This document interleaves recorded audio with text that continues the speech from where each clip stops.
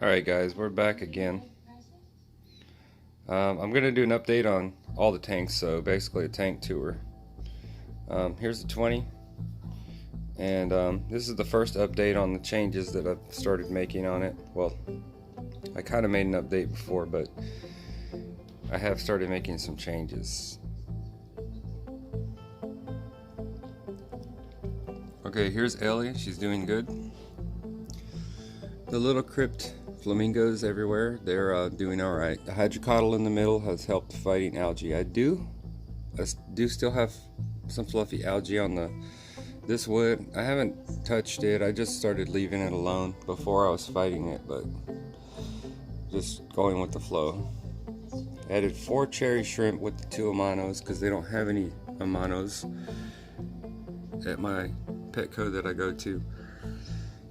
Here's an albita right here to go with the albitas over here. So these little albita right here, these are not albita reds, they're not albita browns, they are albita costata, the regular green one that you buy. But over time they change color with enough light. So I was talking about getting a new fertilizer to bring out the reds, and if you can see, I'm starting to get more reds in the tips here. These are the oculatus in the corner. My Nubius, this golden here still gets algae on the leaf here once in a while, and when it does, I'll clip a leaf off. This guy here, this dollar weed that I collected locally out in the grass, it's spreading around. It made a runner over here, and there's a new one popping up back there. But basically, these two Ranickies here, I just popped a little couple of tops in here for no reason. I'll probably pull them back out before they get deep rooted because the roots will grow intertwined with everything. This albita stays brown.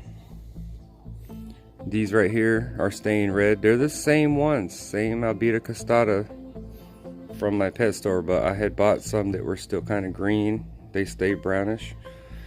But there's less light over on this side of the tank because as you can see, I keep these 2 LEDs back here. I wanted to bring the LEDs to the front also, but the Monte Carlo carpeting is growing regardless of high light or low light, because as you can see right here where it doesn't really get much light, these pieces are growing in great. So here's the carpet. There's still algae growing in it, but that's fine. You can see it. There's algae all over it here and there. But that's cool. I'm not gonna fight it anymore. I stopped fighting the algae kind of. The Juncus repens that I planted, I put some all between here after I thinned these guys out. That costata's there. So here's some right here to sprout, and then a little bit back here. I trimmed the Rotala bush. As you can see right here, from here to here I didn't trim because these guys are H-Raws. These guys are SP greens. From here forward, where I trimmed this down, I put the tops back in so they're pink. And you're probably wondering why it looks like this. I was originally planning on keeping it more like this, but between how I trim and how it grows, we compromise, so it's up to there. Amania gracilis back here, if you can kind of see it. Hygrophila pinnata, a couple of pieces here. They're growing pretty good. They're doing all right. As far as I changed my ferts to apt complete, and if you can see it, for the first time, the Ludwigias are getting they're starting to get red streaks and red veins. So maybe the tops are turning reds. It's hard to tell on camera. These guys here, the tops that I had pulled out here, let me catch it. Hard to see on camera, but the rotundifolias are pretty pink. After I planted these, hold on, sorry about that. After I replanted these, I just stuffed them back in with tweezers. the tops to keep some color in there. Trying to fill in this spot right here. I had put a little Monte Carlo around, and you can see the Liliopsis grass right here, micro sword, and a couple of pieces over here, and the pygmy chain swords here. So we'll see if those start filling in. But I am getting a Phoenix 24/7 light soon, and the whole tank will be illuminated, and it will be 6500K with 660 nanometer reds, which as opposed to the two Aqua Sky LEDs I have, which are 7000K. But that's pretty much an update on this tank. That's about it. I am starting to see a little more reds with the nitrate reduction, so we'll see how that goes. I'm about to show a couple of other tanks that I have and one that I don't ever show. So hang on a second. Okay, this tank I don't ever really show. It's not a show tank or anything. This was the glow tank that I redid, but the driftwood wouldn't sink that I put in it, and I didn't have the gravel yet back there that I was going to cap that with. So instead of capping that, I just threw some rocks in here to sink the driftwood, and then I just stuffed random plants in here. So we got Bacopus, Hydrocotyle, a little bit of moss. There's no fish in here, so the snails are loving it. But you can see one Rhinecki, a couple of Rotalas. It's just random. These are a couple jungle val pieces that I still had left over from a long time ago. There's a couple of little random crypts in here. There are some Arcuitas in the back, and I had just dropped all the gravel in the front here, the extra sand that I had, because I had nowhere to put it.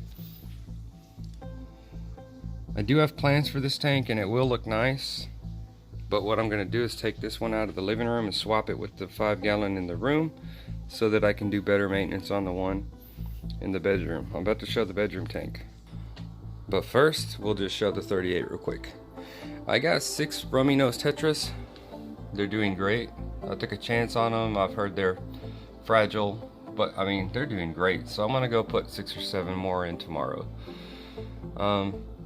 The bristlenose plico that I bought, he's in here somewhere. There he is back there.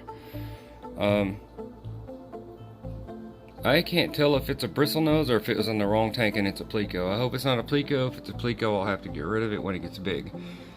I'm thinking about taking out the big giant root, but I'm not sure, because if I take it out and I like it better in there, I won't be able to place it back in how it was.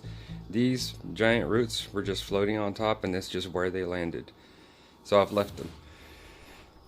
This big sword here, I just stuffed it in here for now, but it's been there for a while and it has rooted. I was going to put it in the back, but since it's rooted, I might just leave it there because it's happy. Crinum calamostratum here, it's doing good. The green one that's going across the tank, that is a Cryptoretrospiralis. You can't tell on camera, but it's very blood red. These are a couple more of those Ludwigias. All these Ludwigias I collected outside.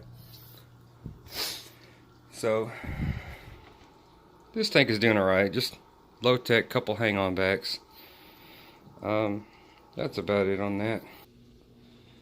This is the 5-gallon in the room, so I'm going to take this 5.5 and swap it with the junk drawer tank in the living room. That way I can do more maintenance on that one like I'm supposed to on this one, because I got some buse in here. You can see some of it's transitioning there. See the little new nice leaves coming in. Those are ratty, but I need to do constant maintenance on this tank because it's small, so I need it in the living room where I can see it all the time in the mornings when, you know, no one's sleeping in this room where it is. I can plant this buse, plant the other buse, and start getting rid of this algae. I probably need to take out the Rhinecki pinks over here because they're just kind of rotting away without CO2.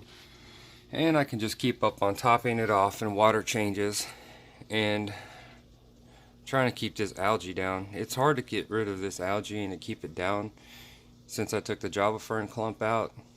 But when I swap this tank with the one in the living room, it will look a lot better. So anyways, that's about it. This is a small tank tour, and